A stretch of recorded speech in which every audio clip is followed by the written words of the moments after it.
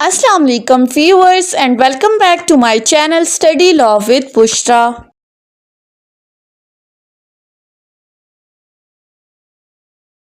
So we were discussing fingertips lecture for Law Gate syllabus, and in today's video we are going to discuss Constitution of Pakistan 1973.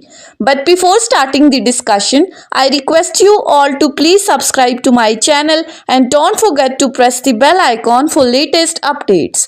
Do share this video with your friends and don't forget to comment your feedback. So let's move towards the discussion. Constitution of Pakistan 1973 में सबसे पहली चीज आपने याद क्या रखनी है कि ये कॉन्स्टिट्यूशन पास कब हुआ था। पार्लियामेंट के अंदर लेजिस्लेचर ने इस कॉन्स्टिट्यूशन को पास किया था 12 अप्रैल 1973 को, जिसके कुछ महीनों बाद 14 अगस्त 1973 को इस कॉन्स्टिट्यूशन को इन्फोर्स कर दिया गया था। मीन्स टू से कि 14 अगस्त से ये कॉन्स्टिट्यूशन मुल्क में इम्प्लीमेंट हो गया था। अब इस कॉन्स्टिट्यूशन ऑफ पाकिस्तान के हमारे पास टोटल आर्टिकल्स हैं 280 और उसके साथ हमारे पास स्केड्यूल हैं 5। अब इन स्केड्यूल्स को आपने याद रखना है फिंगर टिप्स के ऊपर, क्योंकि इन स्केड्यूल्स में से हमेशा एक क्वेश्चन लाजमी आता है। सो हम वन बाय वन देख लेते हैं। First schedule of constitution of Pakistan discuss क्या करता है कि वो लॉज जो इनकंसिस्टेंट है, आर्टिकल 8 कहता है कि वो लॉज जो एग्जेम्प्टेड हैं from the operation of article 8 sub clause 1 and 2, ये उनको डिस्कस करता है। सेकंड स्केड्यूल डिस्कस करता है इलेक्शंस ऑफ प्रेसिडेंट, कि सदर को किस तरह से मुंतखब किया जाएगा, उसका इलेक्शन कैसे होगा। थर्ड स्केड्यूल डील करता है ओथ्स ऑफ द ऑफिसेस, कि तमाम जितने भी ऑफिसेस को कोई पर्सन होल्ड कर रहा है तो उनका ओथ किस तरह से होगा। फोर्थ स्केड्यूल डील करता है लेजिस्लेटिव लिस्ट के साथ, जिसको हम बिलिंग प्रोसीजर्स में जब आगे डिस्कस करेंगे आर्टिकल 70 ऑनवर्ड्स। तो फिफ्थ स्केड्यूल है remuneration terms and conditions of services of the जजेस। स्केड्यूल 5 बताता है कि जो जजेस हैं उनकी सैलरीज कितनी होंगी, उनकी सर्विसेज की टर्म्स एंड कंडीशंस क्या होंगी, ड्यूरेशन क्या होगा। सो ये तमाम जो चीज़ें हैं स्केड्यूल 5 में डिस्कस हुई हैं। सो इन स्केड्यूल्स में से हमेशा एक एमसीक्यू लाजमी आता है और वो हमेशा थर्ड स्केड्यूल से रिलेटेड होता है कि oath of offices under which schedule होते हैं। तो आपने याद रखना है कि थर्ड स्केड्यूल के अंदर हमेशा ओथ लिया जाता है। सो ये 5 स्केड्यूल्स हैं, इनको याद रखना इतना मुश्किल नहीं है। अगर आप एक बार भी इसको देख लेंगे तो आपको इजीली ये याद रह सकते हैं। उसके बाद अब हम आ जाते हैं अपने आर्टिकल्स के ऊपर। आर्टिकल 1 से हम स्टार्ट करते हैं। इंट्रोडक्शन हमने देख लिया। अब इन आर्टिकल्स को हम डिटेल में डिस्कस नहीं करेंगे क्योंकि डिटेल लेक्चर्स ऑलरेडी मैं अपने चैनल पर अपलोड कर चुकी हूं। आज की इस वीडियो में हम सिर्फ लॉ गेट के एमसीक्यूज के हवाले से इसकी एक क्विक सी रिवीजन कर लेते हैं। सो आर्टिकल 1 डील करता है the republic and its territories, कि Pakistan shall be a federal republic. ये एमसीक्यू हमेशा लॉ गेट के अंदर आता है कि आर्टिकल 1 के अंदर पाकिस्तान को क्या कहा गया है। सो आपने याद रखना है Pakistan shall be a federal Republic, जिसको इस्लामिक रिपब्लिक ऑफ पाकिस्तान कहा जाएगा। फिर पाकिस्तान की टेरिटरीज में कौन कौन से एरियाज इंक्लूडेड होंगे, इसमें हमारे पास जितने हमारे प्रोविंसेस हैं, province of KP, Sindh, Balochistan, Punjab. अब ये केपी का पहले नाम था NWFP, north west frontier Pakistan. अब ये तमाम पाकिस्तान की टेरिटरीज में इंक्लूडेड होंगे। पाकिस्तान के 4 सूबे, इसके अलावा फेडरली एडमिनिस्ट्रेड ट्राइबल एरियाज फाटा, और उसके साथ हमारी एक इस्लामाबाद कैपिटल टेरिटरी होगी जो कि किसी भी प्रोविंस का पार्ट नहीं होगी। सो फेडरल रिपब्लिक वाली बात आपने फिंगर टिप्स पे याद रखनी है। नेक्स्ट है हमारे पास आर्टिकल 2। आर्टिकल 2 बात करता है Islam to be the state religion, कि इस्लाम जो है वो पाकिस्तान का रियासती मजहब होगा। ये भी आपने याद रखनी है कि स्टेट रिलीजन होगा। इस्लाम के साथ शेल का वर्ड यूज हुआ है, कंपल्सरी प्रोविजन है कि इस्लाम पाकिस्तान की रियासती मजहब होगा। नेक्स्ट आ जाते हैं आर्टिकल 3 के ऊपर, लेकिन आर्टिकल 3 से पहले एक और आर्टिकल है जो कि थ्रू अमेंडमेंट 8 हुआ था, आर्टिकल 2A।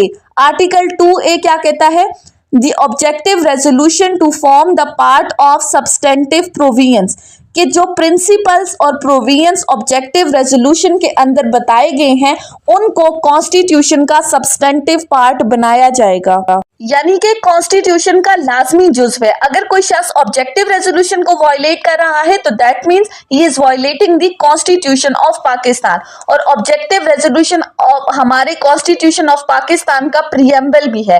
प्रीएम्बल में जो चीजें हैं वो वही हैं जो हम ऑब्जेक्टिव रेजोल्यूशन में डिस्कस कर चुके हैं। नेक्स्ट है हमारा आर्टिकल 3। आर्टिकल 3 बात करता है एलिमिनेशन ऑफ एक्सप्लॉयटेशन। कि आर्टिकल कहता है कि स्टेट की ये जिम्मेदारी है कि वो हर किस्म के इस्तेहसाल को ख़त्म करेगी और फंडामेंटल प्रिंसिपल की फुलफिलमेंट करेगी और हर बंदे से उसकी एबिलिटी के अकॉर्डिंग काम लिया जाएगा। उसकी एबिलिटी से ज़्यादा किसी पर्सन से आप कोई भी मजदूरी नहीं करवा सकते, कोई भी काम नहीं ले सकते।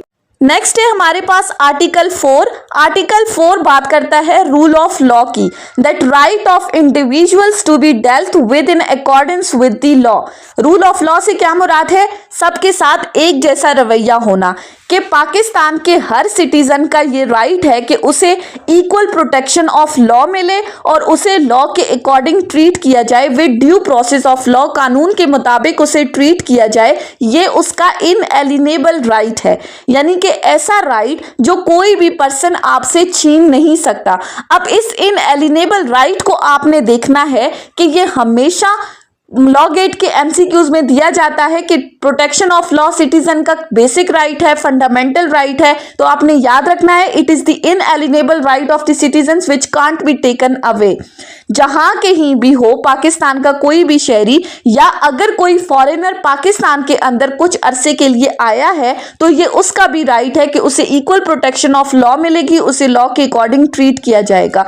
इसी तरह कोई भी ऐसा एक्ट नहीं किया जाएगा जो किसी पर्सन से उसकी लाइफ, उसकी फ्रीडम या उसकी रेपुटेशन या प्रॉपर्टी को छीन रहा है, उसकी फ्रीडम को महदूद कर रहा है, until and unless in accordance with the law. Law के अकॉर्डिंग आप कर सकते हैं, अदरवाइज किसी भी पर्सन की लाइफ लिबर्टी को नुकसान नहीं पहुंचाया जा सकता। किसी भी पर्सन को ऐसा काम करने के लिए मजबूर नहीं किया जा सकता जिसकी कानून इजाजत नहीं देता, और किसी भी पर्सन को आप ऐसा काम करने से रोक नहीं सकते जिसकी कानून इजाजत दे रहा है, उसको परमिट कर रहा है। So simple right article 4 rule of law की बात कर रहा है।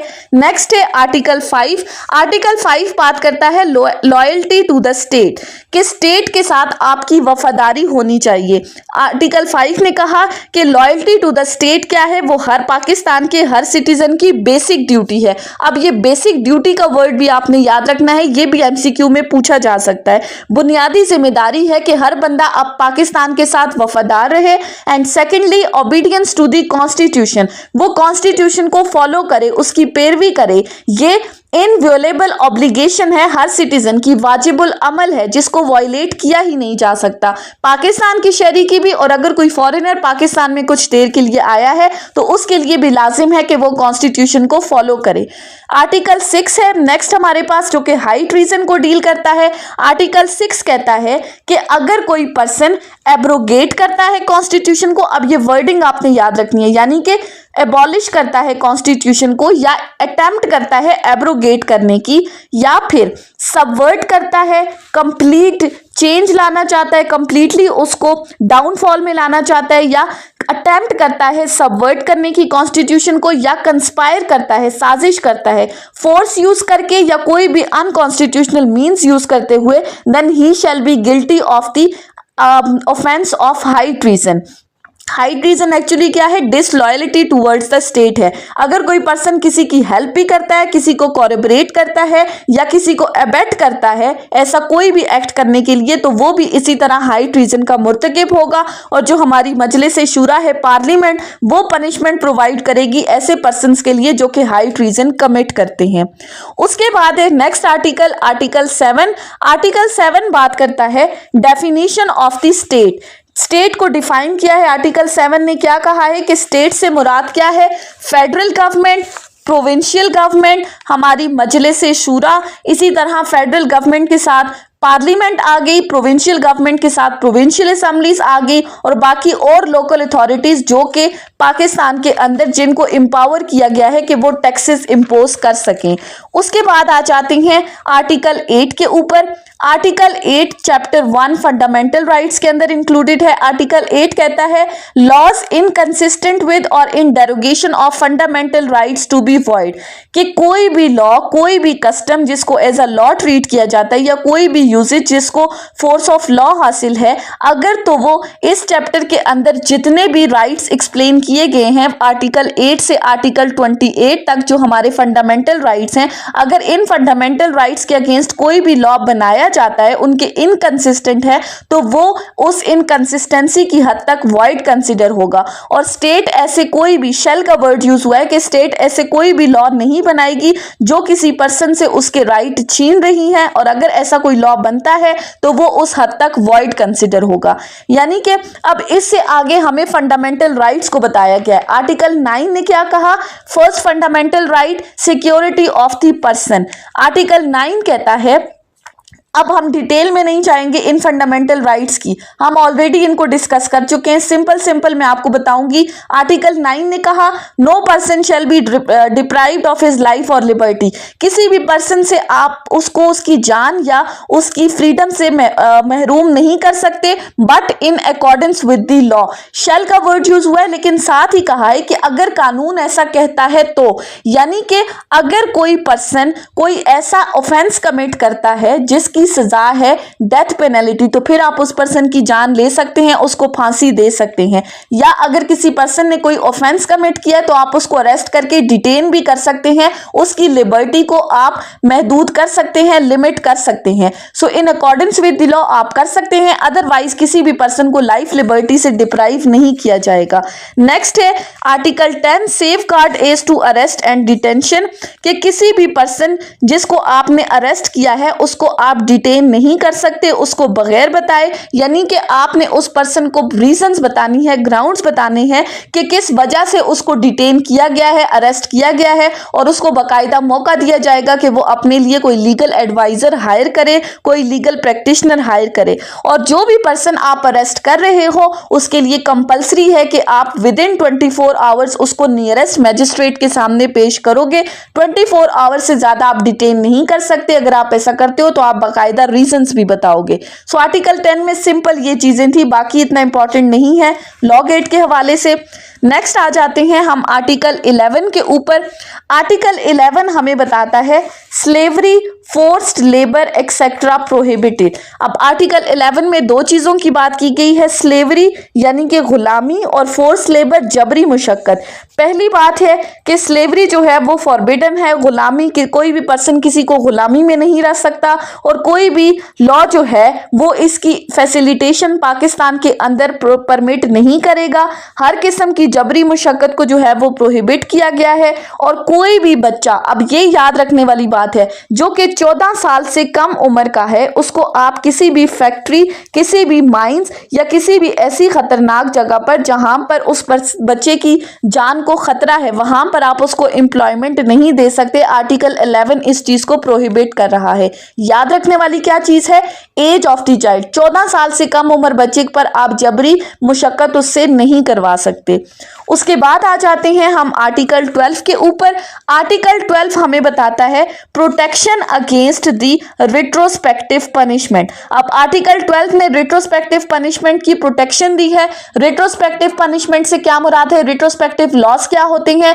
फॉर एग्जाम्पल, अगर एक पर्सन था, उसने कोई ऐसा एक्ट परफॉर्म किया है जो कि उस टाइम ऑफेंस नहीं था, लेकिन बाद में लेजिस्लेशन हुई जिसके बाद इस एक्ट को ऑफेंस डिक्लेयर कर दिया। अब ऐसा नहीं है कि आप उसको कोर्ट में घसीट कर उस पर्सन को लेकर जाओगे कि पहले तो तुमने एक्ट किया था उस वक्त ऑफेंस नहीं था, अब ये ऑफेंस बन चुका है तो तुम्हें इस चीज की सजा मिलेगी।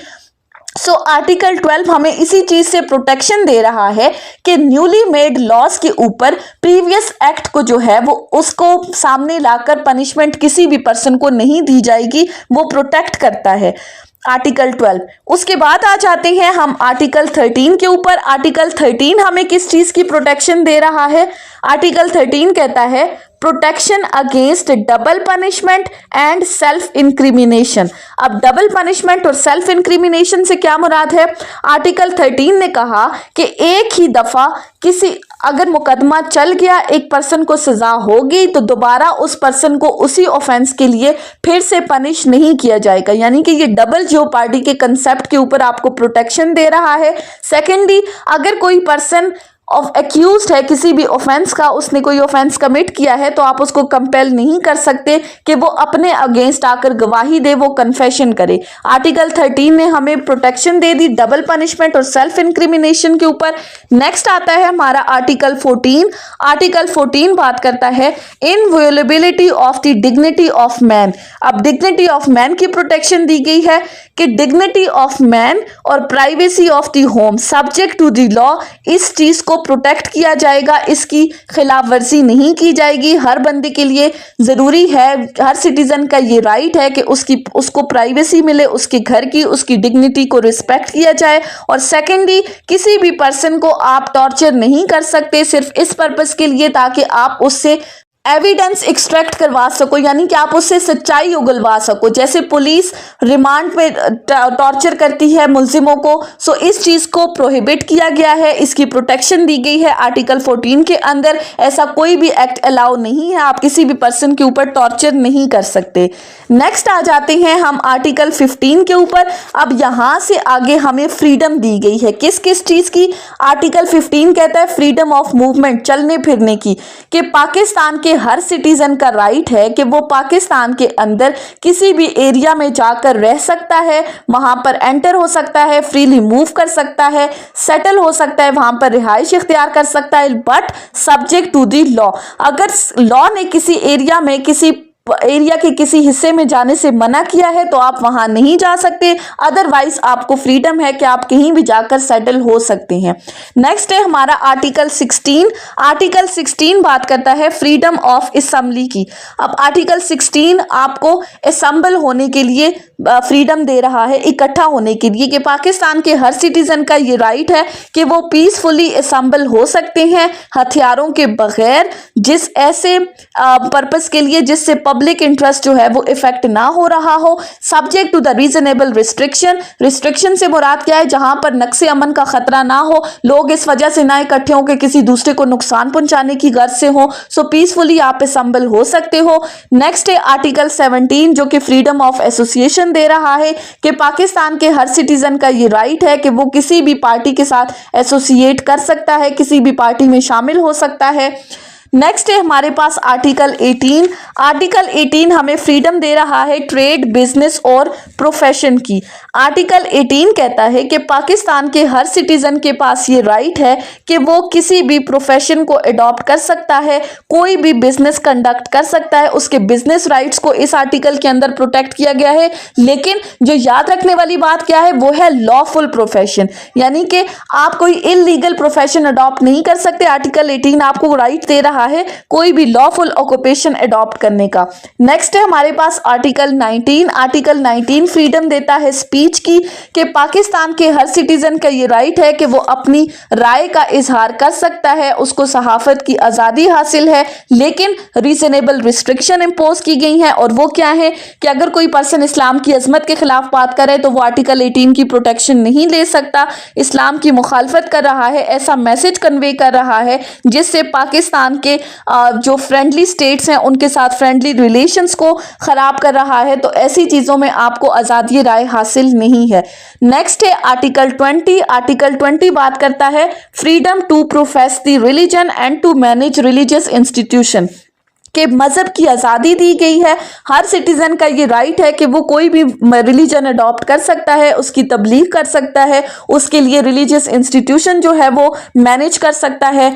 इससे पहले था एक आर्टिकल 19A जो कि राइट टू इंफॉर्मेशन की बात करता है कि पाकिस्तान के हर सिटीजन का ये राइट है कि पब्लिक इंपॉर्टेंस के जितने भी मैटर्स हैं उनसे रिलेटेड उसको इंफॉर्मेशन पहुंचाई जा सके, but subject to the reasonable restriction imposed by the law. उसके बाद आ जाते हैं आर्टिकल 21 के ऊपर। आर्टिकल 21 कहता है safe guard against taxation for the purpose of particular religion, कि किसी भी पर्सन को आप कंपेल नहीं कर सकते कि वो कोई स्पेशल टैक्स पे करे, और वो जो टैक्स वो पे कर रहा है वो उसके अपने रिलीजन के अलावा किसी और रिलीजन को मैनेज करने के लिए खर्च किए जा रहे हैं, तो ऐसे किसी भी पर्सन से आप कंपेल करके उससे टैक्स नहीं ले सकते। नेक्स्ट है हमारे पास आर्टिकल 22। आर्टिकल 22 कहता है safeguard as to educational institution in respect of religion, कि कोई भी बंदा जो कि अपने रिलीजन के अलावा किसी और रिलीजियस इंस्टीट्यूशन की रिलीजियस सेरेमनी में हिस्सा नहीं ले सकता, उनकी वर्कशॉप्स को अटेंड नहीं कर सकता, और ऐसे किसी भी पर्सन को कंपेल नहीं किया जा सकता। नेक्स्ट है हमारा आर्टिकल 23। आर्टिकल 23 बात करता है प्रोविजंस एज टू प्रॉपर्टी, कि पाकिस्तान के हर सिटीजन का ये राइट है कि वो पाकिस्तान के किसी भी हिस्से में प्रॉपर्टी खरीदे, उसको डिस्पोज ऑफ करे, उसको सेल करे, लेकिन subject to the reasonable restriction imposed by the law. उसके बाद आ जाते हैं आर्टिकल 25 के ऊपर। आर्टिकल 25 बात करता है इक्वालिटी ऑफ सिटीजन्स की, वही बात जो हम आर्टिकल 4 में डिस्कस कर चुके हैं कि पाकिस्तान के तमाम सिटीजन्स जो हैं वो लॉ की नजर में बराबर हैं, उनको इक्वल प्रोटेक्शन ऑफ लॉ मिलेगी, यानी कि सबको इक्वल अपॉर्चुनिटीज दी जाएंगी, किसी भी पर्सन को प्रायोरिटी नहीं दी जाएगी और जेंडर बेस्ड डिस्क्रिमिनेशन नहीं होगी। आर्टिकल 25 इस चीज की प्रोटेक्शन दे रहा है। इसके साथ है आर्टिकल 25A जो राइट टू एजुकेशन की बात करता है। आर्टिकल 25A ने कहा है कि स्टेट की ये जिम्मेदारी है, अब याद रखना है इस आर्टिकल को, स्टेट की क्या जिम्मेदारी है कि वो फ्री और कंपलसरी एजुकेशन प्रोवाइड करे उन तमाम बच्चों को जो 5 साल से 16 साल की उम्र तक के हैं। इन तमाम बच्चों को, अब ये एज लिमिट आपने याद रखनी है कि 5 साल से 16 साल के बच्चों को फ्री एजुकेशन प्रोवाइड करना स्टेट की जिम्मेदारी है इन accordance with the manners prescribed bye the law. उसके बाद आ जाते हैं आर्टिकल 26 के ऊपर। आर्टिकल 26 बात करता है non discrimination in respect of access to the public places. अब in respect of access to the public places, या कोई भी ऐसी जगह जो पब्लिक एंटरटेनमेंट की हैं, जो रिलीजियस पर्पसेस के लिए नहीं है, वहां पर भी डिस्क्रिमिनेशन नहीं होगी किसी भी सिटीजन के साथ, सिर्फ इस बिना पर कि इसका रिलीजन कुछ और है, इसकी कास्ट कुछ और है, इसकी प्लेस ऑफ बर्थ कुछ और है, इस बिना पर आप किसी भी पर्सन को कहीं भी जाने से नहीं रोक सकते। नेक्स्ट है article 27 safe guard against discrimination in services. अब ये मुलाजमतों से रिलेटेड है कि किसी भी सिटीजन को सिर्फ इस बिना पर डिस्क्वालीफाई नहीं किया जाएगा सर्विसेज ऑफ पाकिस्तान में अपॉइंटमेंट के लिए कि उसकी कास्ट जो है वो अलग है, सिर्फ रंग, नस्ल, तासब और जात की बिना पर आप किसी भी पर्सन को सर्विसेज ऑफ पाकिस्तान के अंदर अपॉइंटमेंट के लिए डिस्क्वालीफाई नहीं कर सकते।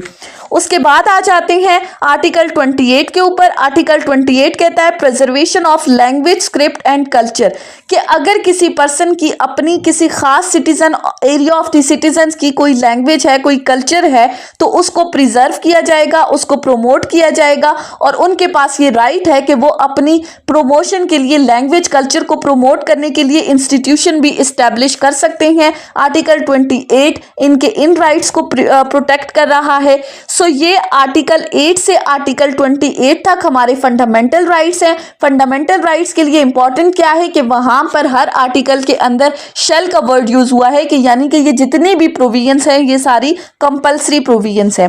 सो आर्टिकल्स 8 से 28 हमने डिस्कस कर लिए। उसके बाद आ जाते हैं चैप्टर 2 के ऊपर। चैप्टर 2 डिस्कस करता है प्रिंसिपल्स ऑफ पॉलिसीज को। आर्टिकल 29 से आर्टिकल 40 तक प्रिंसिपल्स ऑफ पॉलिसीज को डिस्कस किया गया है। अब सबसे पहले हम देखते हैं कि प्रिंसिपल्स ऑफ पॉलिसीज क्या है। सो आर्टिकल 29 ने हिकमत अमली के इन असूलों को डिफाइन करते हुए कहा है कि वो तमाम प्रिंसिपल्स जो इस चैप्टर के अंदर बताए गए हैं उनको प्रिंसिपल्स ऑफ पॉलिसी कहा जाता है, और ये स्टेट के हर ऑर्गन और हर अथॉरिटी की रिस्पॉन्सिबिलिटी है कि और जो भी पर्सन अपनी कोई भी फंक्शंस परफॉर्म कर रहे हैं वो इन प्रिंसिपल्स ऑफ पॉलिसीज के अकॉर्डिंग अपने फंक्शंस को परफॉर्म करें, और हर साल इन प्रिंसिपल्स ऑफ पॉलिसीज से रिलेटेड प्रेसिडेंट अब फेडरेशन के मामलात से रिलेटेड और गवर्नर जो है वो प्रोविंस के मामलात से रिलेटेड वो नेशनल असेंबली के सामने और प्रोविंशियल असेंबली के सामने एक रिपोर्ट उनको तैयार करके दी जाएगी कि प्रिंसिपल्स ऑफ पॉलिसीज पर किस हद तक इम्प्लीमेंटेशन हो रही है और रूल्स प्रिस्क्राइब किए जाएंगे कि इन प्रिंसिपल्स ऑफ पॉलिसीज की इम्प्लीमेंटेशन किस तरह से मजीद करवाई जा सकती है। नेक्स्ट है article 30 responsibility with respect to principles of policies. वही बात कि रिस्पॉन्सिबिलिटी के आया कोई एक्शन जो है वो इन प्रिंसिपल्स ऑफ पॉलिसीज के अकॉर्डिंग कोई पर्सन अपनी ड्यूटी परफॉर्म कर रहा है या नहीं, तो ये उस इदारे की, उस ऑर्गन की, स्टेट के उस ऑर्गन की, उस अथॉरिटी की जिम्मेदारी है कि वो इस चीज का ख्याल रखे। और फिर किसी भी एक्शन ऑफ लॉ को सिर्फ इस बिना पर चैलेंज नहीं किया जाएगा उसकी वैलिडिटी को कि ये प्रिंसिपल्स ऑफ पॉलिसीज के अगेंस्ट हैं या नहीं।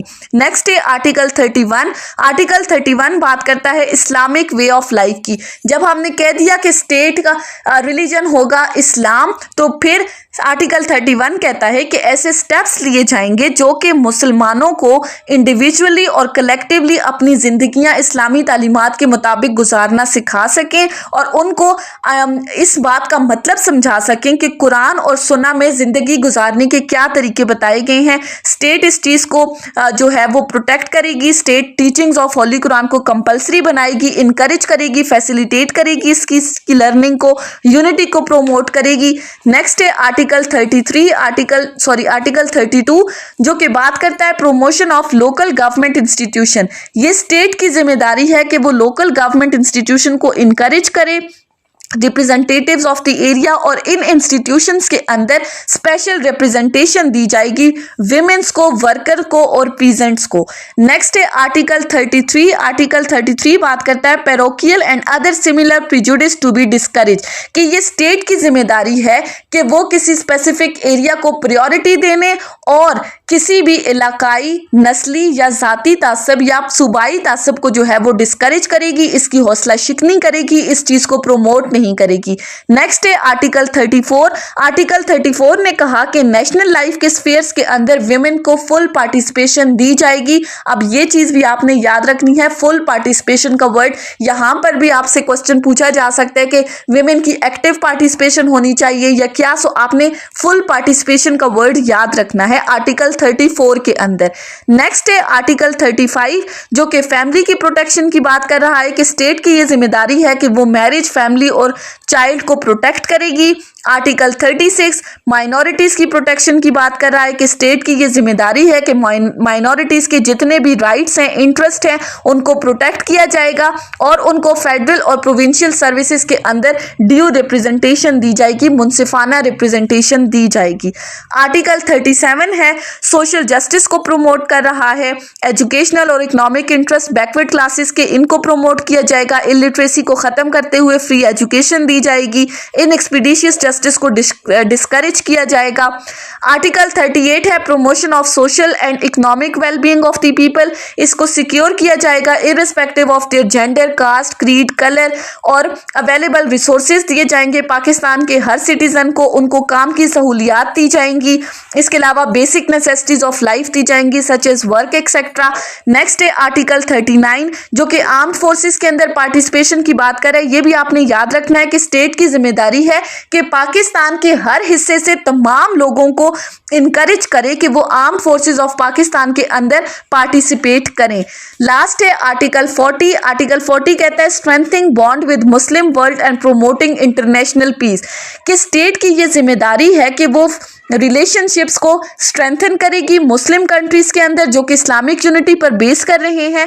इसके अलावा तमाम नेशंस के साथ फ्रेंडली रिलेशन और गुडविल को प्रमोट करेगी, इंटरनेशनल डिस्प्यूट को पीसफुल मीन से सेटल करने को भी इनकरेज करेगी। सो ये थे कुछ प्रिंसिपल्स ऑफ पॉलिसीज आर्टिकल 29 से आर्टिकल 40 के ऊपर। नेक्स्ट जो लॉ गेट का सिलेबस है वो आर्टिकल 50 से इंक्लूडेड है।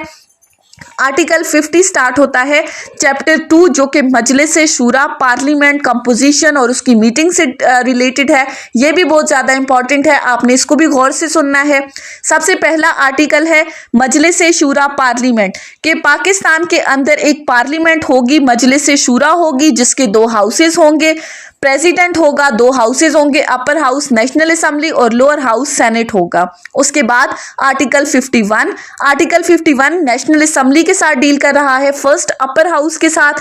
आर्टिकल 51 में क्या चीज आपने याद रखनी है कि नेशनल असेंबली की 342 सीट्स होंगी, 10 सीट्स जो हैं वो नॉन मुस्लिम के लिए रिजर्व की जाएंगी और इन पार्लियामेंट के अंदर, नेशनल असेंबली के अंदर लोगों को इलेक्ट करने के लिए अगर किसी पर्सन ने वोट करना है तो उसकी क्वालिफिकेशंस क्या होंगी कि वो 18 साल से कम का ना हो, वो सिटीजन ऑफ पाकिस्तान हो, उसका नाम इलेक्टोरल रोल में आता हो और किसी कॉम्पिटेंट कोर्ट ने उसे अनसाउंड माइंड डिक्लेयर ना किया हो। अगर वो इन तमाम क्वालिफिकेशंस के ऊपर पूरा उतरता है तो वो पाकिस्तान की इलेक्शंस में वोट कर सकता है।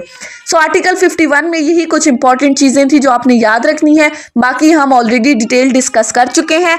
नेक्स्ट है आर्टिकल 52 जो कि नेशनल असेंबली के ड्यूरेशन की बात कर रहा है कि नेशनल असेंबली जो है वो कंटिन्यू रहेगी 5 साल के अरसे तक और 5 साल के अरसे के बाद जो है वो इसको डिसॉल्व कर दिया जाएगा प्रेसिडेंट की जानिब से, फिर दोबारा इलेक्शंस करवाए जाएंगे।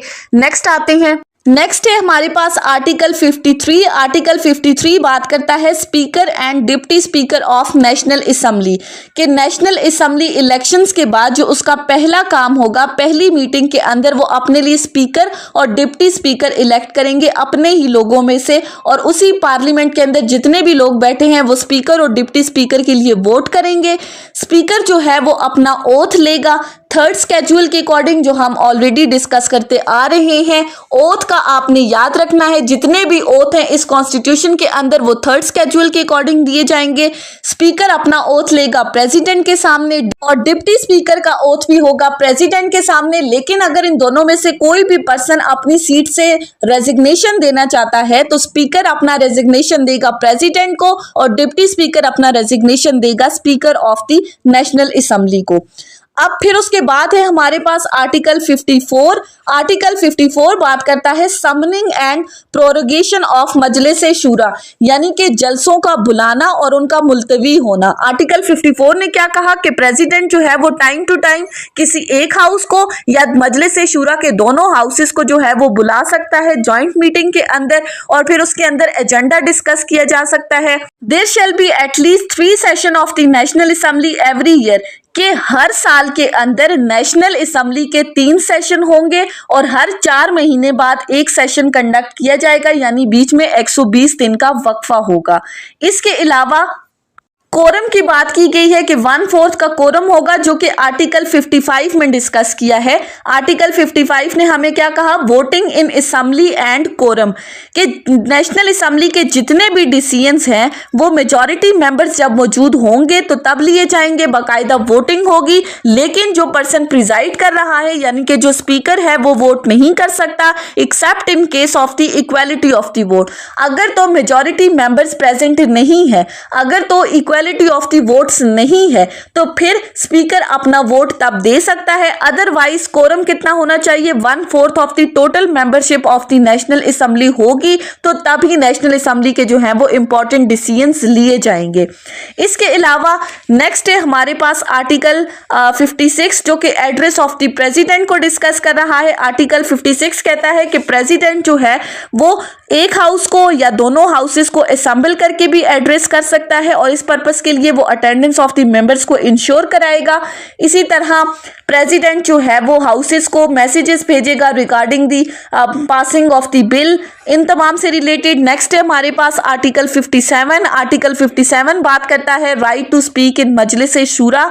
आर्टिकल 57 ने कहा prime minister, federal minister, minister of the state और अटॉर्नी जनरल का ये हक है कि वो मजलिस शूरा के अंदर जितनी भी प्रोसीडिंग्स कंडक्ट हो रही हैं दोनों हाउसेस के अंदर उनमें हिस्सा ले सकता है, उनमें इनकी जो जितने भी इजलास होंगे उनमें अपनी राय का इजहार कर सकता है, लेकिन वो इस आर्टिकल की हद तक वोट नहीं दे सकते।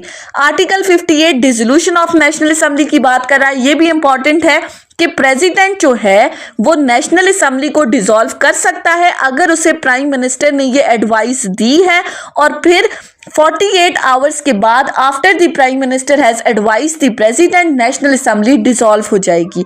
उसके बाद आ जाते हैं आर्टिकल 59 के ऊपर, जो कि सेनेट को डिस्कस कर रहा है। पहले हमने नेशनल असेंबली का सारा तरीकाकार देखा, अब हम सेनेट का देखते हैं। आर्टिकल 59 में क्या कहा कि सेनेट जो है वो टोटल कितने मेंबर्स पर कंसिस्ट होगी, 104 मेंबर होंगे सेनेट के। इनमें से 14 जो होंगे वो प्रोविंशियल असेंबली से होंगे, 8 जो हैं वो फाटा से होंगे, 2 जनरल सीट्स जिनमें एक विमेन होगी, एक टेक्नोक्रेट जिनमें आलिम भी इंक्लूड होगा। अब ये डिटेल ऑलरेडी आर्टिकल के अंदर मौजूद है, आपने सिर्फ याद क्या रखना है, लॉ गेट की हद तक सेनेट के 104 मेंबर होंगे। Senate shall not be subject to dissolution but the term of its member जो रिटायर होंगे वो 6 साल होगी, यानी कि जो first half of the members हैं वो पहले 3 साल में रिटायर होंगे और जो बाकी हाफ मेंबर्स हैं वो नेक्स्ट 3 इयर्स में रिटायर होंगे। अब कौन कौन किस किस तरह से रिटायर होगा ये आर्टिकल में मौजूद है, इसकी डिटेल में हम नहीं जाएंगे। उसके बाद आ जाते हैं आर्टिकल 60 के ऊपर, जो कि चेयरमैन और डिप्टी चेयरमैन की बात कर रहा है। जैसे हमने नेशनल असेंबली में डिस्कस किया कि एक स्पीकर होगा, एक डिप्टी स्पीकर होगा, उसका इलेक्शन किस तरह से होगा। सो सेनेट में एक चेयरमैन होगा और एक डिप्टी चेयरमैन होगा। सेनेट जो है इलेक्शंस के बाद अपनी फर्स्ट मीटिंग के अंदर अपने ही मेंबर्स में से अपने लिए चेयरमैन और डिप्टी चेयरमैन इलेक्ट करेगी, और दोनों जो हैं चेयरमैन और डिप्टी चेयरमैन जो होंगे वो 3 साल के अरसे के लिए इलेक्ट होंगे। जिस दिन से वो अपने ऑफिस में एंटर हुए हैं उस दिन से 3 साल के अंदर तक वो अपना ऑफिस होल्ड कर सकते हैं। अब नेक्स्ट है हमारे पास provisions as to the members of Majlis Shura, जिसमें आर्टिकल 62 और 63 को अगर हम क्लब करके देखें तो आर्टिकल 62 बात करता है qualifications for membership of Majlis शूरा और 63 बात करता है disqualification for membership of Majlis शूरा। अब क्वालिफिकेशन क्या क्या होनी चाहिए, सिंपल सी है, पाकिस्तान का सिटीजन होना चाहिए, नेशनल असेंबली के केस में उसकी एज 25 साल होनी चाहिए, इलेक्टोरल रोल के अंदर वो वोटर इन रोल हो वो और सेनेट के केस में इसी तरह उसकी एज जो है वो 30 इयर्स होनी चाहिए, वो गुड कैरेक्टर का होना चाहिए, इस्लामिक इंजंक्शंस को वायलेट ना करता हो, इस्लामिक टीचिंग से मुतालिक उसका एडिक्वेट नॉलेज हो, राइटियस हो और किसी भी कोर्ट ऑफ लॉ ने उसे कन्विक्ट ना किया हो। अगर वो इन तमाम क्वालिफिकेशंस के ऊपर पूरा उतरता है तो वो पार्लियामेंट का मेंबर बन सकता है। इसी तरह डिसक्वालिफिकेशन किस तरह से हो सकती है कि अगर कोई पर्सन जो है वो अनसाउंड माइंड हो जाता है, कॉम्पिटेंट कोर्ट उसको डिक्लेयर कर देती है, वो पाकिस्तान का सिटीजन नहीं रहता, वो इंसॉल्वेंट हो जाता है। सो ये तमाम डिसक्वालिफिकेशंस भी आर्टिकल में मौजूद हैं, इसकी डिटेल में भी हम नहीं जाएंगे। उसके बाद आ जाते हैं आर्टिकल 64 के ऊपर। आर्टिकल 64 बात करता है वेकेशन ऑफ सीट्स की, कि मेंबर ऑफ मजलिस शूरा जो है अगर वो रिजाइन करना चाहता है तो वो नेशनल असेंबली के केस में स्पीकर को अपना रेजिग्नेशन देगा और सेनेट के केस में वो अपना रेजिग्नेशन देगा चेयरमैन को, तो उसके बाद उसकी सीट जो है वो वैकेंट हो जाएगी। फिर इसी तरह अगर कोई पर्सन कॉन्टिन्यूसली जो है वो अपनी सीट से पार्लियामेंट के अंदर अपनी सीट से वो कॉन्टिन्यूसली कंसेक्टिवली वो 40 डेज के लिए एब्सेंट रहता है तो उसकी सीट को डिक्लेयर कर दिया जाता है vacant by the speaker in case of national assembly and by the chairman in case of the senate. So ये 40 डेज का जो टाइम पीरियड है ये आपने याद रखना है। एब्सेंट रहा है 40 दिन कंसेक्टिवली तो उसकी सीट वैकेंट डिक्लेयर हो जाएगी।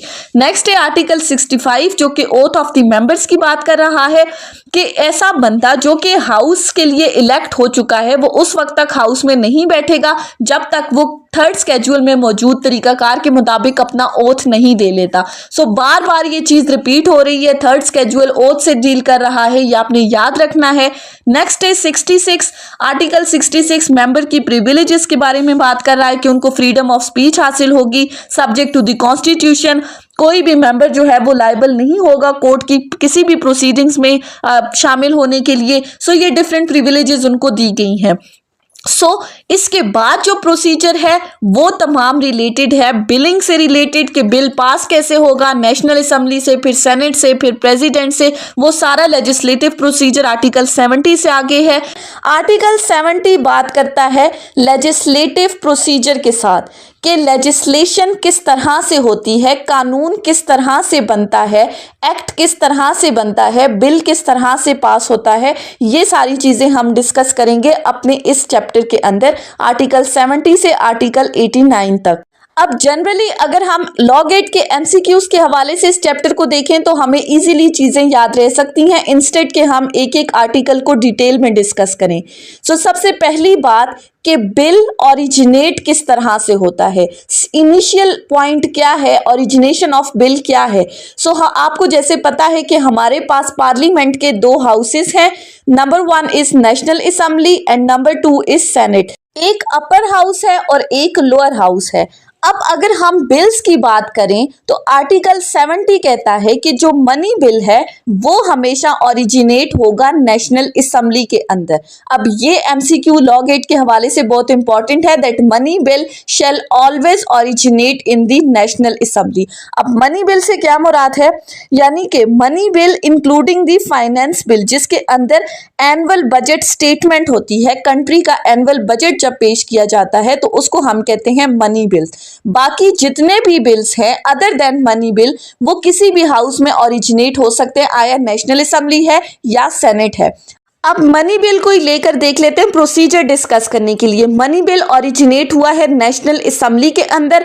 नेशनल असेंबली की सिंपल मेजॉरिटी इसको पास कर देती है। सिंपल मेजॉरिटी से क्या मुराद है कि जो सिटिंग मेंबर्स है उनमें हाफ मेंबर्स से एक ज्यादा, तो वो उसको हम कहते हैं सिंपल मेजॉरिटी। सिंपल मेजॉरिटी से नेशनल असेंबली ने कोई बिल पास कर दिया तो ऑब्वियसली वो सेकेंड हाउस की तरफ जाएगा, दैट इज सेनेट। अब सेनेट भी इस बिल को अगर अप्रूव कर देती है, नेशनल असेंबली ने जो जो रिकमेंडेशंस दी हैं उसको अप्रूव कर लिया है, तो जो तीसरा फोरम है हमारे पास वो है प्रेसिडेंट। अब बिल जाएगा सेनेट से प्रेसिडेंट के पास, और अगर प्रेसिडेंट इस बिल को अप्रूव कर देता है, इस बिल के ऊपर अपनी असेंट दे देता है, अपनी रजामंदी जाहिर कर देता है, तो फिर ये बिल चेंज हो जाएगा एक्ट के अंदर और ये हमारा कानून बन जाएगा। ये सिंपल प्रोसीजर है, मनी बिल से रिलेटेड हमने डिस्कस कर लिया। सिंपली बाकी तमाम बिल्स भी अगर वो नेशनल असेंबली में ओरिजिनेट होते हैं तो इसी तरह वो सेनेट के पास जाएंगे। अगर सेनेट में ओरिजिनेट हो रहे हैं तो पहले वो नेशनल असेंबली के पास जाएंगे और फिर प्रेसिडेंट के पास। यानी कि सिंपली जिस हाउस में भी ओरिजिनेट हो रहे हैं वो हाउस फर्दर पास करेगा उसको दूसरे हाउस को, दूसरे हाउस ने उसे पास कर दिया तो वो जाएगा प्रेसिडेंट के पास, प्रेसिडेंट ने अप्रूव कर दिया तो वो कानून बन जाएगा। अब अगर कोई बिल ओरिजिनेट हुआ है सेनेट के अंदर और सेनेट ने उसको भेजा है नेशनल असेंबली के अंदर, जब नेशनल असेंबली के पास ये बिल पहुंचा तो नेशनल असेंबली उसको पास नहीं करती बल्कि वो उसमें कुछ अमेंडमेंट्स कर देती है। उसको लगता है कि कुछ अमेंडमेंट्स की ज़रूरत है, वो अपनी तरफ से कुछ रिकमेंडेशंस देती है, तो फिर ये बिल वापस जाएगा फर्स्ट हाउस की तरफ, दैट इज सेनेट, यानी कि जिसने पहले पास किया था उसके पास जाएगा। अगर सेनेट इन अमेंडमेंट्स के अकॉर्डिंग उसको अप्रूव कर देती है तो बिल प्रेसिडेंट के पास जाके अप्रूव होके कानून बन जाएगा। लेकिन अगर तो सिचुएशन ऐसी आती है कि फर्स्ट हाउस ने बिल पास किया सेकेंड हाउस को, सेकेंड हाउस ने उसमें कुछ अमेंडमेंट्स की, वापस फर्स्ट हाउस को भेजा, फर्स्ट हाउस उन अमेंडमेंट्स को ना तो अप्रूव कर रहा है ना रिजेक्ट कर रहा है, बल्कि for a period of 90 days अगर कोई हाउस बिल को अपने पास रखता है बजाय इसके कि वो उस पर कुछ रिकमेंडेशंस दे, उसको अप्रूव करे, रिजेक्ट करे, और या फिर अगर ऐसी सिचुएशन आ गई है और बिल या तो फिर अगर सेनेट ने अमेंडमेंट्स को अप्रूव करके प्रेसिडेंट को भेज दिया है, प्रेसिडेंट के पास टाइम पीरियड क्या है कि उसने 10 दिन के अंदर अंदर बिल के ऊपर अपनी एसेंट देनी ही देनी है। ये कानून है कि 10 दिन का टाइम है प्रेसिडेंट के पास। अगर ऐसी सिचुएशन अराइज हो रही है कि अमेंडमेंट्स करने के बाद हाउस उसको 90 दिन तक अपने पास रोक रहा है या प्रेसिडेंट 10 दिन तक अपने पास रोके रख रहा है और एसेंट नहीं दे रहा, तो फिर एक जॉइंट सिटिंग बुलाई जाएगी। या फिर अगर तो दोनों हाउसेस से अप्रूव हो चुका है और प्रेसिडेंट की एसेंट बाकी है तो 10 दिन के अंदर प्रेसिडेंट ने एसेंट नहीं दी तो वो ऑटोमेटिकली बन जाएगा, हमारे पास कानून बन जाएगा। अब नेशनल असेंबली अगर इन सेशन नहीं है और मुल्क के अंदर कोई अर्जेंसी की सिचुएशन है, ऐसे हालात पैदा हो गए हैं, तो उस सूरत में बिल पास होगा, कानून बनेगा, लेकिन किसके थ्रू बनेगा? प्रेसिडेंट के थ्रू। प्रेसिडेंट अंडर आर्टिकल 89 जो है वो ऑर्डिनेंस पास कर सकता है for a period of 120 days. 4 months का पीरियड है, 4 मंथ्स के लिए वो ऑर्डिनेंस पास कर सकता है। अगर इस ऑर्डिनेंस को मजीद एक्सटेंशन की ज़रूरत है as per the circumstances, as per the situation, तो फर्दर एक्सटेंशन मिल सकती है 120 डेज की। सो ये सिंपल प्रोसीजर था बिल ओरिजिनेट होने का, हाउसेस से पास होकर प्रेसिडेंट तक जाने का और कानून बनने का। अब इसके साथ ही हमारे पास एक नेक्स्ट टॉपिक है जो कि है फाइनेंशियल प्रोसीजर के अंदर आर्टिकल 78 कहता है फेडरल कंसोलिडेटेड फंड। अब फेडरल कंसोलिडेटेड फंड क्या है, आर्टिकल 78 से आर्टिकल 88 तक इसको डिस्कस किया गया है। तो आर्टिकल 78 के अकॉर्डिंग जितने भी रेवेन्यूज फेडरल गवर्नमेंट रिसीव कर रहा है या जितने भी लोन्स इस गवर्नमेंट की तरफ से रेज किए गए हैं या जितनी भी मनी रिसीव हुई है इस गवर्नमेंट की तरफ से इन रीपेमेंट ऑफ द लोन, वो तमाम बनते हैं हिस्सा कंसोलिडेटेड फंड का, जिसको हम कहते हैं फेडरल कंसोलिडेटेड फंड। यानी कि तमाम money received by the federal government by और on the behalf of the federal government, ये तमाम हिस्सा बनते हैं फेडरल कंसोलिडेटेड फंड का। फेडरल कंसोलिडेटेड फंड के अंदर क्या क्या होता है, आर्टिकल 81 कहता है कि जो रेम्यूनरेशन प्रेसिडेंट को दी जाती है या जितने भी एक्सपेंडिचर उसके ऑफिस से रिलेटेड हैं या फिर जजेस ऑफ सुप्रीम कोर्ट की जो रेम्यूनरेशन है इंक्लूडिंग दी जजेस of Islamabad high court, chief election commissioner, chairman and deputy chairman of senate, speaker and deputy speaker of national assembly, auditor general, ये तमाम चीज़ें किस में इंक्लूडेड हैं, फेडरल कंसोलिडेटेड फंड का हिस्सा हैं। इसके साथ एक और चीज़ है आर्टिकल 80 के अंदर जो कि एनुअल बजट स्टेटमेंट को डिस्कस कर रहा है कि फेडरल गवर्नमेंट हर फाइनेंशियल ईयर से रिलेटेड वो नेशनल असेंबली के सामने एक स्टेटमेंट रखती है जिसमें जो उस साल की फेडरल गवर्नमेंट के जितने भी एक्सपेंडिचर्स हैं या जितने भी एस्टिमेटेड रिसीट्स हैं वो एनुअल बजट स्टेटमेंट के अंदर इंक्लूडेड होती हैं। एनुअल बजट स्टेटमेंट सेपरेटली हमें बताती है कि कॉन्स्टिट्यूशन के अकॉर्डिंग एक्सपेंडिचर्स कितने हैं और उस साल जो हैं वो फेडरल गवर्नमेंट के एक्सपेंडिचर्स कितने बने हैं, आया वो कॉन्स्टिट्यूशन के अकॉर्डिंग हैं या नहीं, ये तमाम चीजें हिस्सा बनती हैं एनुअल बजट स्टेटमेंट का। सो आर्टिकल 70 से आर्टिकल 89 तक सिंपल सी चीज थी, बिल कैसे पास होता है, कितना ड्यूरेशन है, प्रेसिडेंट के पास कितना टाइम पीरियड है, नेशनल असेंबली कितना होल्ड कर सकती है, सेनेट कितने दिनों तक होल्ड कर सकती है, और इसी तरह आर्टिकल 89 के अंदर प्रेसिडेंट जो है वो ऑर्डिनेंस के सूरतों में प्रोमलगेट कर सकता है। उसके बाद आ जाते हैं हम अपने पार्ट 2 के ऊपर जो कि है establishment and jurisdictions of the court. अब आर्टिकल 175 से आर्टिकल 212 तक नेक्स्ट सिलेबस है लॉ गेट के हवाले से। सो हम स्टार्ट करते हैं आर्टिकल 175 से। आर्टिकल 175 बात करता है that there shall be a Supreme Court of Pakistan, a High Court for each province, a High Court for the Islamabad Capital Territory and such other court as may be established by law। मुल्क के अंदर एक supreme Court होगी, चारों सूबों के अंदर एक एक हाई कोर्ट होगी, इस्लामाबाद कैपिटल टेरिटरी के अंदर एक हाई कोर्ट होगी और बाकी जितनी भी डिस्ट्रिक्ट लेवल पर कोर्ट्स होंगी वो तमाम हिस्सा बनेगी जुरिस्डिक्शन ऑफ द कोर्ट्स में इंक्लूडेड हैं। अब आर्टिकल 175 ए बताता है कि इन कोर्ट्स के अंदर जो अपॉइंटमेंट ऑफ जजेस हैं वो किस तरह से होंगी। सो आर्टिकल 175 ए ने कहा कि हमारे पास एक supreme judicial commission of Pakistan होगा जिसको कमीशन का नाम दिया गया है, जिसके अंदर अपॉइंटमेंट ऑफ जजेस of supreme court, high court और फेडरल शरीयत कोर्ट होते हैं। अब सबसे पहले हम देख लेते हैं कि सुप्रीम कोर्ट की जजेस की अपॉइंटमेंट किस तरह से होगी, कमीशन के अंदर कितने लोग इंक्लूड होंगे। सबसे पहली बात, चीफ जस्टिस ऑफ पाकिस्तान होगा जो कि इस कमीशन का चेयरमैन होगा। इसके अलावा सुप्रीम कोर्ट के 4 मोस्ट सीनियर जजेस होंगे जो कि इसके मेंबर्स होंगे। इसके अलावा फॉर्मर चीफ जस्टिस होगा या फॉर्मर जज होगा सुप्रीम कोर्ट का जिसको chief justice of Pakistan nominate करेगा। Federal minister of law and justice होगा। इसके अलावा अटॉर्नी जनरल ऑफ पाकिस्तान होगा और senior advocate of supreme court होगा जिसको पाकिस्तान बार काउंसिल नॉमिनेट करेगी for a period of 2 years। अब ये जो ड्यूरेशन है ये आपने एमसीक्यूज के हवाले से याद रखनी है। सुप्रीम कोर्ट के जजेस की अपॉइंटमेंट से रिलेटेड ये कमीशन बनाया जाएगा। ये कमीशन जो है फिर इन जजेस को अपॉइंट करेगा। अब हाई कोर्ट से रिलेटेड हम देख लें तो हाई कोर्ट की जजेस की अपॉइंटमेंट के लिए हाई कोर्ट का चीफ जस्टिस होगा, हाई कोर्ट के 4 मोस्ट सीनियर जजेस होंगे, प्रोविंशियल मिनिस्टर होगा लॉ का, और एक एडवोकेट जो जिसकी प्रैक्टिस कम से कम 15 साल होनी चाहिए हाई कोर्ट की, जिसको उस कंसर्न बार काउंसिल जो है वो 2 ईयर्स के लिए नॉमिनेट करती है। सो ये तमाम मेंबर्स मिलके हाई कोर्ट के जजेस की अपॉइंटमेंट करेंगे। इस्लामाबाद कैपिटल टेरिटरी के लिए इस्लामाबाद हाई कोर्ट का चीफ जस्टिस होगा और उसी हाई कोर्ट के मोस्ट सीनियर जजेस होंगे। अब ये तो हमने देख लिया कि कमीशन में कौन कौन इंक्लूडेड होगा। अब अगर कोई बंदा सुप्रीम कोर्ट का जज बनना चाहता है तो उसके लिए क्या क्या क्वालिफिकेशंस हैं, क्या क्या रिक्वायरमेंट्स हैं सुप्रीम कोर्ट का जज बनने के लिए। तो आर्टिकल 177 कहता है that a person shall not be appointed as a जज of supreme court until and unless, सबसे पहली बात कि उसकी कम से कम प्रैक्टिस होनी चाहिए कि 5 साल तक वो कम से कम हाई कोर्ट का जज रह चुका हो, पहली क्वालिफिकेशन सुप्रीम कोर्ट का जज बनने के लिए।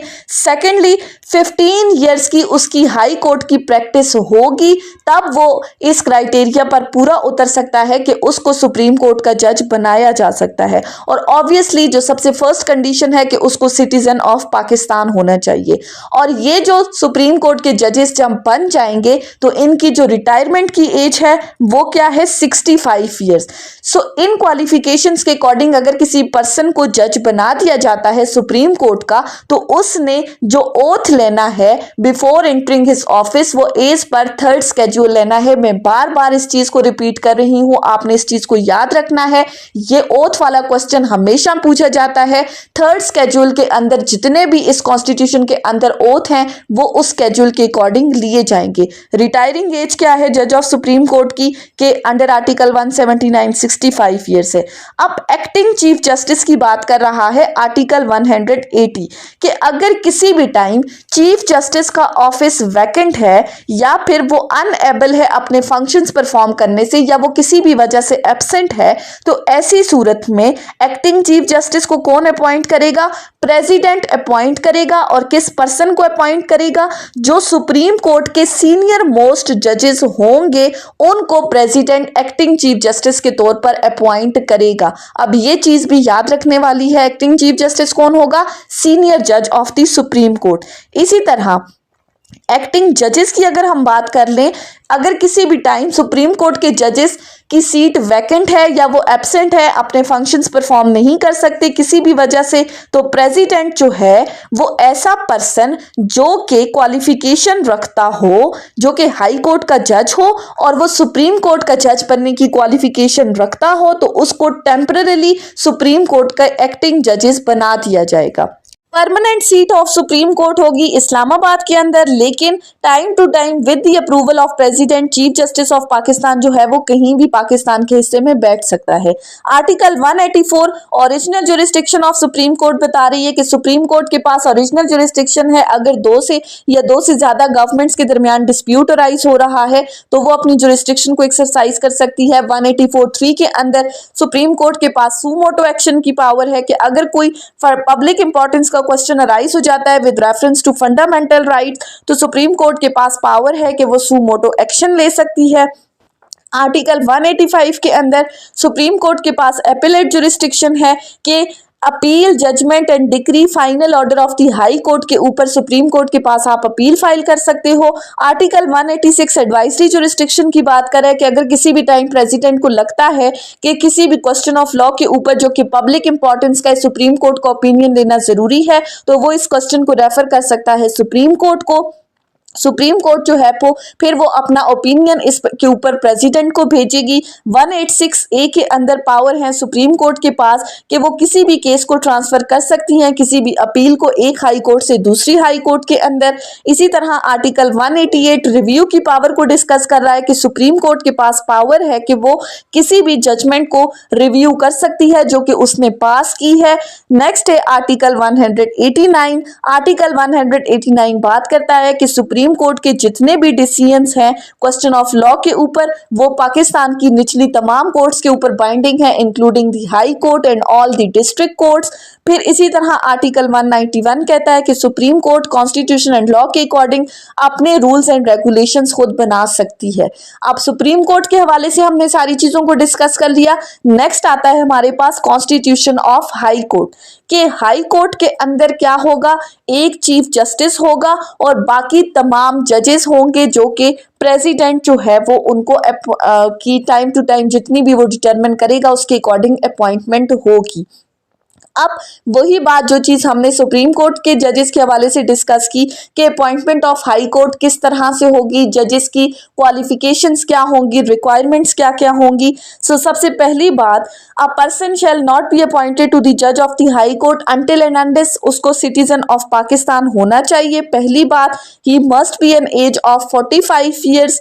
इसके अलावा 10 साल तक वो हाई कोर्ट का एडवोकेट रह चुका हो, उसकी हाई कोर्ट की प्रैक्टिस हो। इसके अलावा 10 साल तक जो है वो उसने किसी सिविल सर्विसेज के अंदर काम किया हो या 3 इयर्स तक उसने वो डिस्ट्रिक्ट जज रह चुका हो या फिर for a period of 10 years उसने कोई भी जुडिशियल ऑफिस होल्ड किया हो। अगर वो इन तमाम क्वालिफिकेशंस के ऊपर पूरा उतरता है, इन रिक्वायरमेंट्स को फुलफिल करता है, तो जुडिशियल कमीशन के अकॉर्डिंग उसको हाई कोर्ट का जज जो है वो अपॉइंट कर दिया जाएगा। जैसे ही इन पर्सन को हाई कोर्ट का जज अपॉइंट किया जाएगा, अंडर आर्टिकल 194 ये अपना ओथ लेंगे एज पर दी थर्ड स्केड्यूल। बार बार ये चीज रिपीट हो रही है। रिटायरिंग एज क्या है, जजेस ऑफ हाई कोर्ट जो है वो for a period of 62 years की एज तक वो अपना ऑफिस होल्ड कर सकते हैं। रिटायरमेंट एज है 62 इयर्स, सुप्रीम कोर्ट के केस में है 65 इयर्स। अब बात कर लेते हैं एक्टिंग चीफ जस्टिस की कि अगर किसी भी टाइम हाई कोर्ट के चीफ जस्टिस का ऑफिस वैकेंट है या वो एब्सेंट है, अपने फंक्शंस परफॉर्म नहीं कर सकता किसी भी वजह से, तो प्रेसिडेंट अपॉइंट करेगा हाई कोर्ट के बाकी तमाम जजेस को में से किसी भी एक पर्सन को ऑन द रिक्वेस्ट ऑफ जजेस ऑफ सुप्रीम कोर्ट, और फिर वो पर्सन जो है वो acting chief justice of high court के तौर पर अपने फंक्शंस परफॉर्म करेगा। इसी तरह एडिशनल जजेस की बात कर लेते हैं कि अगर किसी भी टाइम किसी भी हाई कोर्ट के जज का ऑफिस वैकेंट है या वो अपने फंक्शंस परफॉर्म नहीं कर सकता, तो फिर ऐसी सूरत में प्रेसिडेंट जो है वो ऐसे पर्सन को अपॉइंट कर सकता है जो कि हाई कोर्ट का जज बनने की क्वालिफिकेशंस रखता हो। उसको फॉर अ पीरियड जो कि प्रेसिडेंट को मुनासिब लगता है उस पीरियड के लिए वो उसको एडिशनल जज के तौर पर अपॉइंट कर सकता है। फिर सीट्स ऑफ हाई कोर्ट की बात है कि हर प्रोविंस के अंदर हाई कोर्ट की प्रिंसिपल सीट होगी। एक सीट इस्लामाबाद कैपिटल टेरिटरी के अंदर होगी। इस्लामाबाद कैपिटल टेरिटरी की जो हाई कोर्ट है वो होगी। इसके अलावा हाई कोर्ट के डिफरेंट डिविजनल कोर्ट्स होंगी या बेंचेस होंगे अपनी अपनी टेरिटोरियल जुरिस्डिक्शंस के अकॉर्डिंग। अब डिटेल में हम अगर जाएं तो लाहौर के लिए बेंच होगा, बहावलपुर, मुल्तान, रावलपिंडी, सिंध के लिए सखर में होगा, पिशावर हाई कोर्ट के लिए एबटाबाद, डेरा इस्माइल खान और बलोचिस्तान के लिए सिबी होगा। तो डिटेल में हम नहीं जाते, लॉ गेट के हवाले से ये सिंपल चीजें आपने याद रखनी है। इसके अलावा आर्टिकल 199 जो है वो हाई कोर्ट की जुरिस्डिक्शन को डिस्कस कर रहा है। आर्टिकल 199 भी हम ऑलरेडी डिटेल में डिस्कस कर चुके हैं, मैं दोबारा डिटेल में नहीं जाऊंगी। 5 रिट्स को डिस्कस किया है। 5 रिट्स कौन कौन सी हैं? Habeas corpus, certiorari, mandamus, quo warranto and prohibition. में उसका लिंक यहाँ पर अटैच कर लेती हूँ, आप लोग क्लिक करके देख सकते हैं। लेकिन सिंपली आपको याद रखना है कि आर्टिकल 199 के अंदर हाई कोर्ट को जुरिस्डिक्शन दी गई है। क्वालिफिकेशंस 45 इयर्स की एज होनी चाहिए, 10 साल के लिए हाई कोर्ट की प्रैक्टिस होनी चाहिए। ओथ जो है वो थर्ड स्केड्यूल के अकॉर्डिंग होगा। उसके बाद आ जाते हैं तीसरी चीज के ऊपर। तीसरी हमारे पास है federal Shariat code. Federal Shariat code जो कि आर्टिकल 203A से आगे हमें बताई गई है। इसी तरह आर्टिकल 212 के अंदर कुछ अदर ट्राइब्यूनल्स या एडमिनिस्ट्रेटिव कोर्ट्स को डिस्कस किया गया है, वो भी हम अभी पढ़ेंगे। सबसे पहले आ जाते हैं फेडरल शरीयत कोड के ऊपर। Federal Shariat court for the purpose of cases related to हुदूद एक फेडरल शरीयत कोर्ट बनाई जाएगी। फेडरल शरीयत कोर्ट के अंदर टोटल हमारे पास 8 मुस्लिम जजेस होंगे, जिसमें एक चीफ जस्टिस होगा जिसको प्रेसिडेंट अपॉइंट करेगा इन अकॉर्डेंस विद आर्टिकल 175A। अब चीफ जस्टिस कौन हो सकता है? ऐसा बंदा जो कि सुप्रीम कोर्ट का जज बनने की क्वालिफिकेशन रखता हो या फिर वो हाई कोर्ट का परमानेंट जज हो, तो उसको फेडरल शरीयत कोर्ट का चीफ जस्टिस बनाया जा सकता है। इसके अलावा बाकी जजेस कौन से होंगे? 4 जजेस उनमें से ऐसे बंदे होंगे जो कि हाई कोर्ट की जज बनने की क्वालिफिकेशन रखते हो। इसके अलावा 3 उलमा होंगे जिनका 15 साल का एक्सपीरियंस हो इस्लामिक लॉ के अंदर, रिसर्च के अंदर या इस्लामिक लॉ से रिलेटेड जितनी भी इस्लामिक टीचिंग्स हैं।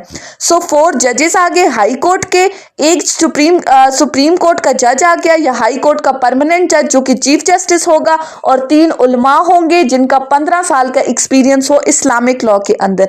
अगर कोई पर्सन इन तमाम क्वालिफिकेशंस के ऊपर पूरा उतरते हैं तो वो फेडरल शरीयत कोर्ट के अंदर अपॉइंट कर दिए जाएंगे।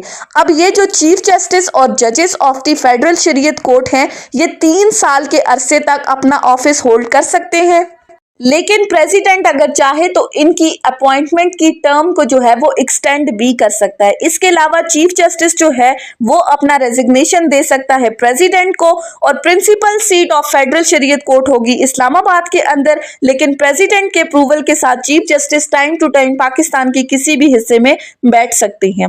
अब 3rd शेड्यूल के अकॉर्डिंग ये तमाम जजेस जो हैं वो अपना ओथ लेंगे। इसके अलावा अगर हम इनके पावर्स, फंक्शंस और जुरिस्डिक्शन को डिस्कस करें तो फेडरल शरीयत कोर्ट की जुरिस्डिक्शन क्या है कि उसने सिर्फ ये देखना है कि कोई भी लॉ या उसकी कोई प्रोविजन जो है वो इस्लामिक लॉ के अकॉर्डिंग है या नहीं। अगर उनको लगता है कि कोई प्रोविजन इस्लामिक इंजंक्शंस के अगेंस्ट है तो वो उसके ऊपर अपना फैसला सुनाएंगे। इसके अलावा इस फेडरल शरीयत कोर्ट के फैसले के खिलाफ आप अपील के लिए कहाँ जा सकते हैं? An appeal shall lie to Supreme Court from any judgement, decree and order of the federal Shariat court.